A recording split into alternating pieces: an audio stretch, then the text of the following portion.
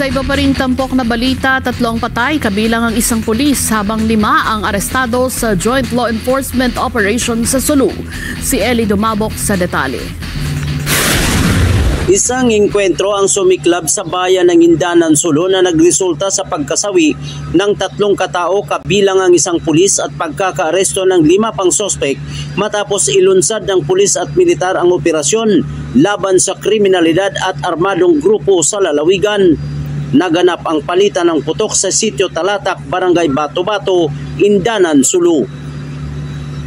Ayon kay Lieutenant Colonel Samuel Bayungasan, commanding officer ng 100 Infantry Kalasag Batalyon, na iserve lang sana ng PNP CIDG ang search warrant laban sa mga armadong personalidad na sangkot umano sa iba't ibang illegal na aktibidad.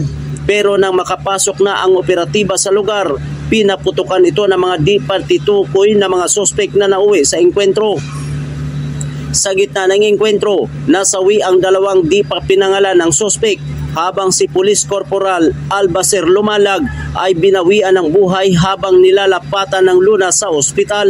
Isa pang pulis ang nasugatan sa engkwentro. 5 suspek naman ang naaresto sa lugar habang na-recover ang ilang matataas na uri ng armas at mga bala. Agad namang inihatid sa casualty collection point ang mga sugatang tauhan para sa agarang gamutan. Nagpaabot ng pakikiramay si Lieutenant Colonel Samuel Bayungasan, ang commanding officer ng 100 Infantry Kalasag Batalyon sa pamilya ng nasawing pulis. Matapos ang insidente, agad na nagsagawa ng pulong ang mga lokal na opisyal kasama ang pulis at militar upang masiguro ang pagpapanatili ng kapayapaan at kaayusan at upang palakasin na rin ang ugnayan sa pagitan ng mga ahensya ng pamahalaan at komunidad. Eli Dumabok para sa Mata ng Agila Weekend, matapang, matapat.